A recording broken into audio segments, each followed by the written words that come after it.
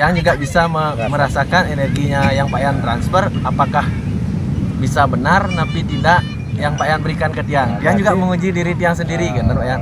Jadi kan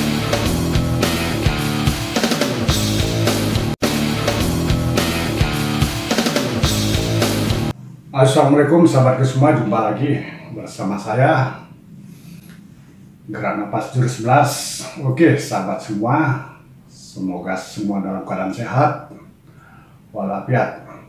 Kembali saat ini kawan-kawan, saya bahas kelanjutan dari topik yang terdahulu.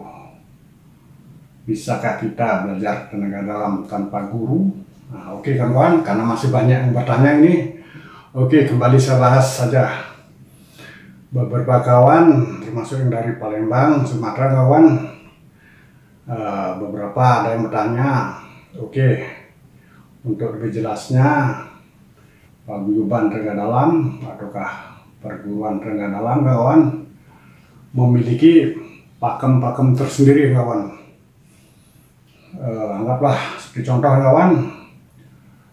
Saya contohkan Budi Suci misalnya. Budi Suci memiliki pakem-pakem tersendiri. Jadi ada tingkatannya dari tawaduk, tahasud dan seterusnya. Dan tentunya tiap tingkatan siapa yang menentukan untuk bisa lanjut ke level yang lebih tinggi, tentunya gurunya lah kawan-kawan, atau seniorannya, atau orang-orang yang sudah diberi mandat oleh gurunya. Jadi seperti itu. Jadi pada dasarnya semua perguruan pasti seperti itu kan kawan, yang saya tahu seperti itu. Begitu pula di Gerak Napas Jurus 11. Semua itu ada tingkatannya. Jadi kalau kawan-kawan hanya belajar online, artinya hanya lewat website saya, tentunya bagaimana cara kita memberi penilaian secara fisik, secara langsung. Karena tentunya kita punya pakem dan ada tingkatan-tingkatannya.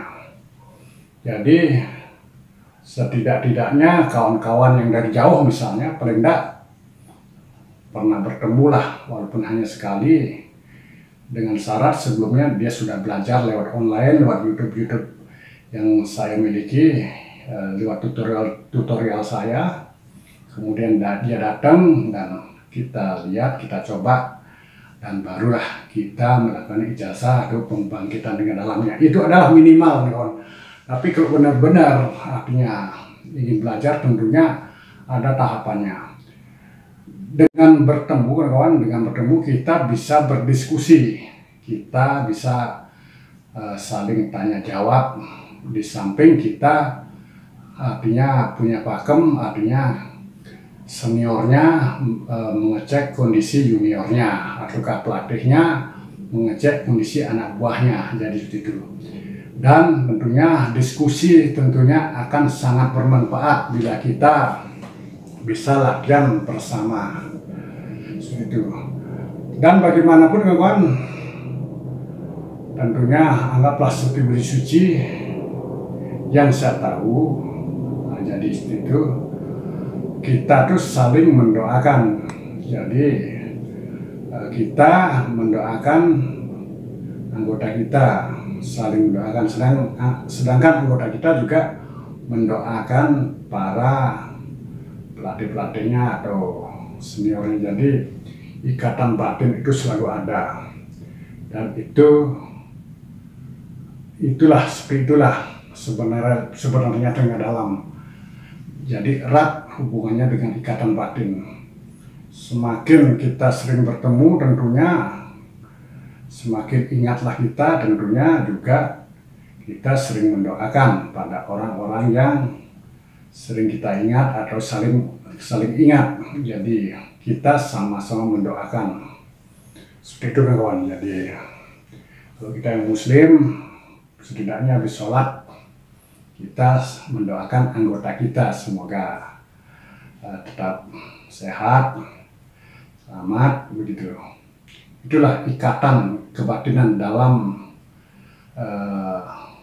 suatu paguyuban tenaga dalam, termasuk Gerak Napas Jurus 11. Jadi siapa yang dekat, itu yang dekat adalah orang yang sering hadir dan sering berlatih, dan itulah tentunya yang bisa kita nilai, kita berikan tingkatannya dia seperti itu.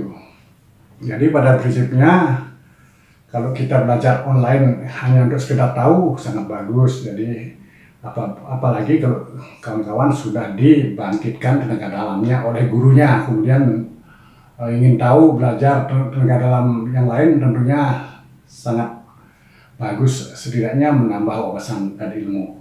Dan yang terpenting kan kawan, kalau kita latihan bersama, kita bertemu, kita bisa sama-sama berdiskusi antara senior, junior, antara pelatih dan yang dilatih. Seperti berikut ini. Kepekaan Ike. Ya, Di sini Tiang juga bisa merasakan energinya yang Pak Yan transfer, apakah bisa benar tapi tidak yang Pak Yan berikan ke Tiang. Tiang juga menguji diri Tiang sendiri kan Pak Yan. Jadi kan orang yang menerima energi kita itu apakah betul dia menerima, apakah bikin-bikin kan gitu jadinya. tapi kan sesuai yang Tiang tebak kan tepat seperti apa yang Pak Yan gini. Berapa kali Tiang ingat sekali Pak. Oh saya benar memutar kepala. Kemarin terakhir Pak Siring benar apa yang Tiang tebak gitu. Ya, betul. Berarti kan tepat nih. Ya. Sebelumnya Begitu. mungkin berapa tahun lalu mungkin Tiang ingat sekali Pak Yan. Ingat-ingat ya. Lupa-lupa ingat. Lalu Tiang flashback nih. Ya, mohon Untuk maaf. meyakinkan diri Pak Yan juga bahwa itulah energi juga kan. Nah itulah Iya. bagi rekan-rekan yang Karena bisa sharing merasakan, lebih itulah yang memberikan motivasi bahwa diri Tiang ada energi. Nah, kesimpulannya bukan orang peka saja bisa hidup energinya atau berjalan gitu berat. Oke, kita belajar sama kawan, saling mendukung, saling support, salam sukses, dan salam satu hobi buat kawan-kawan penekun tenaga dalam. Sehat, kuat selalu, dan sebelumnya minta maaf kawan-kawan bila ada kata-kata yang kurang berkenan di hati kawan-kawan.